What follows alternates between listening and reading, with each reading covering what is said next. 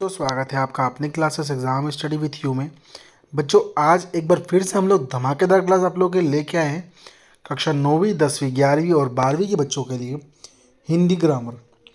ठीक है बेटा, जो बच्चे पहली बार या फर्स्ट टाइम क्लास में विजिट कर रहे हैं या देखने आए हैं, बेटा एक छोटा सा निवेदन आप लोगों से ये है कि पहले आप लोग चैनल को सब्सक्राइब कीजिए, पहले कीजिए, उसके बाद बात करते हैं हम लोग। तो चैनल को सब्सक्राइब करने से ये होगा बेटा आप लोगों का कि जो भी हम लोग के रेगुलर क्लास अपडेट जो है अपलोड या अपलोड होती है, ठीक है, अपडेट होती है, तो बेटा आपको वहाँ से डेली जो नए नए नोटिफिकेशन मिलेंगे, जिससे ये क्या है, मैं आपको कोई भी एक इंपॉर्टेंट टॉपिक जो है ना पर्सनल, वो कभी छूटेगा नहीं। ठीक है, और आपको पर्सनल इन्फॉर्मेशन मतलब नोटिफिकेशन आएगा उसका।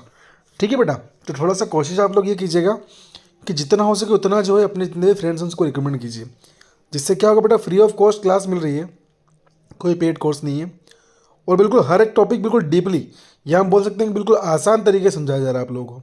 ठीक है, इससे से आसान हम बोल सकते हैं कि हो ही नहीं सकता है, सीधी सी बात है। ठीक है, समझिएगा, ध्यान दीजिएगा बेटा।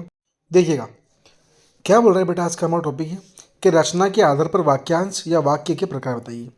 तो रचना के आधार पर वाक्य 3 प्रकार के होते हैं। पहला सरल वाक्य। सरल वाक्य वह वाक्य होता है जिसमें एक कर्ता तथा एक क्रिया होती है।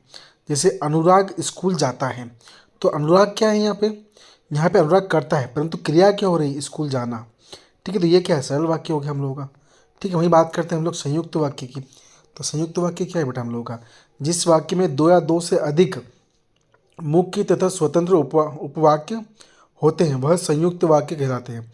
यह दोनों पूर्ण अर्थ देने में सक्षम होते हैं। ये और तथा फिर या अथवा अन्यथा किंतु लेकिन इसलिए आदि योग्य से जुड़े होते हैं। कौन से, संयुक्त वाक्य। ठीक है बेटा, जैसे देखिए एग्जाम्पल दिए यहाँ पे कि हम लोग मुंबई घूमने गए और वहाँ 4 दिन रहे। कहाँ पे, वहाँ पर 4 दिन रहे। दूसरा क्या है, मेरे पिता आ रहे हैं और हम भाई का इंतज़ार कर रहे हैं। ठीक है, इस टाइप से बेटा। फिर देखिए मिश्रित वाक्य में क्या बोल रहे हैं भैया ये, कि ऐसे वाक्यांश या वाक्य जिसमें एक से अधिक उपवाक्य हो तथा जिसमें एक वाक्य दूसरे वाक्य पर आश्रित होता है उसे मिश्रित वाक्य कहते हैं हम लोग। ठीक है, तो ये क्या हो गया हम लोग का, मिश्रित वाक्य हो गया भैया हम लोग का। ठीक है, वहीं अगर बात करते हैं एग्जाम्पल देखते हैं इसका, यदि मैं परिश्रम करता तो सफल हो जाता। सही बात है, मिश्रित वाक्य है। देखिए अब अगला क्या बोल रहा है, इसमें निम्नलिखित शब्दों का प्रयोग कीजिए। अब किसमें, जो सो जैसा वह वैसा जिसकी उसकी आदि तो वही जिसे तब तक, ये जो भी है। ठीक है, किसमें उपयोग करते हैं, जो हमने ऊपर पढ़ा ना एग्जाम्पल इसमें। ठीक है, अब अगला बढ़ते हैं हम लोग, वाच्य क्या होता है। समझिए बेटा वाच्य होते क्या आप लोग हैं। ठीक है, वाच्य क्रिया के जिस रूप से यह ज्ञात हो कि क्रिया या प्रयोग कर्ता के अनुसार है या कर्म के अनुसार या भाव के अनुसार, उसे वाच्य कहते हैं।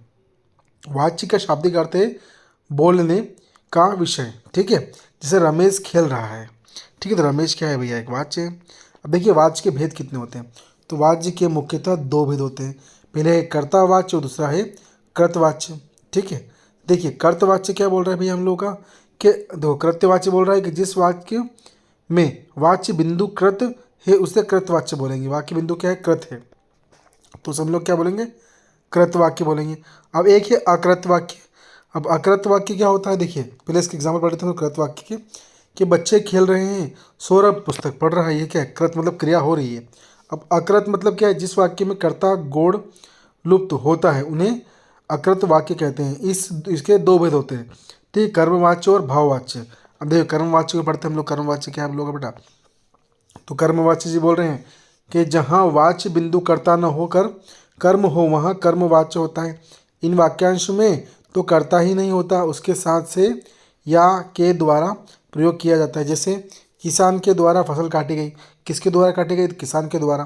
ठीक है, तो ये क्या है, कर्मवाच्य है, मतलब कर्म किसके द्वारा किया गया, तो किसान के द्वारा किया गया है। कविता से चित्र नहीं बनाया जाता है, तो कविता में क्या है भैया, कविता के द्वारा चित्र नहीं बनाया जा सकता। वही देखते हैं हम लोग, अगला क्या है बेटा हम लोग का, कि भाववाच्य, जिसमें वाक्य जिसमें न कर्ता की प्रधानता हो न कर्म की प्रधानता, बल्कि जहाँ क्रिया का भाव ही हो उसे भाववाच्य कहते हैं। जैसे गर्मियों में खूब नहाया जाता है। ठीक है, फिर दूसरा क्या है, कि राधा से रात भर कैसे जागा जाए। ठीक है बेटा, इस टाइप से हम लोग के हैं। तो देखिए बेटा आज के हम लोगों ने जो है क्लास में हम लोगों ने अर्थ पढ़े हैं वाक्य के, वाच्य पढ़े हैं। दोनों टॉपिक मोस्ट इंपॉर्टेंट टॉपिक है, यहाँ से आपके एग्जाम में क्वेश्चन डेफिनेटली आएंगे। तो बेटा बिल्कुल भी इन टॉपिक को मिस मत कीजिएगा। कोशिश कीजिए 2 से 3 बार क्लास को आप लोग देख लें, जाके आपको याद हो जाए, याद तो आ दिया। ठीक है बेटा, और क्लास अगर आप लोग पसंद आई हो तो प्लीज़ आप लोग चैनल को सब्सक्राइब करना बिल्कुल भी मत भूलिएगा। ठीक है बेटा, थैंक यू सो मच।